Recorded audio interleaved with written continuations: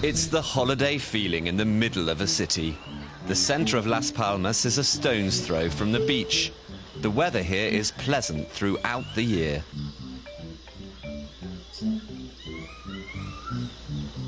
One of the main attractions of the city is the Santa Ana Cathedral. The historic old town is full of colonial buildings from the 15th century and modern architecture. The influence from mainland Spain is clear to see. Gran Canaria was the last of the Canary Islands to be conquered by the Spanish.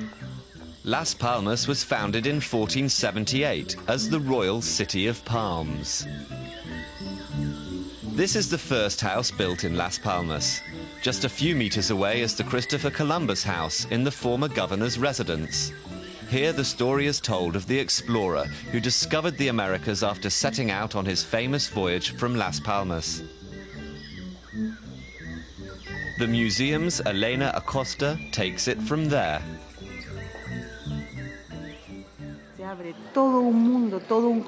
A new world was opened up, a new continent was discovered. Crossing the Atlantic was of major importance for Europe and Spain in particular. Because of its location, Gran Canaria was strategically key to conquering America in the 16th century. A model of the cabin of Columbus's ship La Niña is on show in the museum. Columbus was searching for a new route to India, but instead of India, he found the new world of the Americas. Until his death, he actually believed he had landed in Asia. As trade boomed between the Americas and Europe, Las Palmas became an important stop on the journey. It was the last port of call for many Europeans before crossing the Atlantic. From the beginning, Spanish, Italians, Germans, and the Flemish lived in Las Palmas. The city was always multicultural, and it served as a model for the new settlements in America.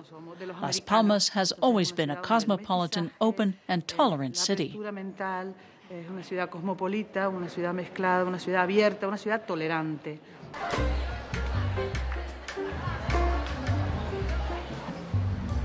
After taking in the sights in central Las Palmas, the botanical gardens on the outskirts of the city are always worth a visit.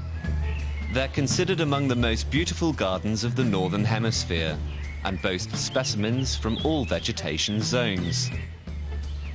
Most botanists can only dream of having working conditions like this. Fortunately for David Bramwell from Britain, he's been the director here for 35 years. We can grow plants from any subtropical region or even tropical regions of the world, provided that we can water them, provided that we can give them the right sort of soil conditions. We don't have to worry about temperature or sunlight or anything like that. And it's great because obviously, you know, if you're at Kew Gardens or you're in Berlin, all these plants you have to grow very expensively under glass. One of the main goals of the gardens is nurturing threatened plant species. A particularly rare example among the 5,000 different plants here is the 35-year-old fig tree. A highlight for music lovers is the Alfredo Kraus Auditorium. Jose Zarza is a horn player in the Las Palmas Philharmonic Orchestra, the oldest in Spain. Many famous musicians have taken the stage here, a unique one, with the ocean as a backdrop.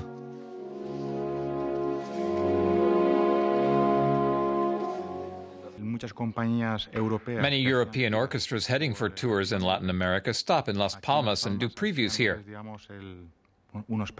That's led to a love of opera and music here. It's very interesting.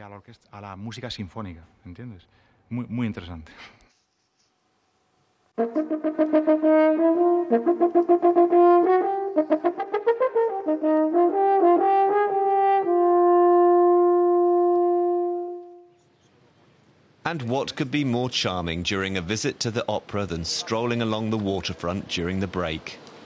The beach skirts the city for kilometers on end and is popular with surfers year-round. Winds are good here. The harbour is packed with yachts.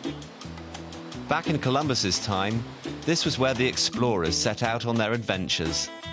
Today, it's a perfect place to spend a relaxing holiday.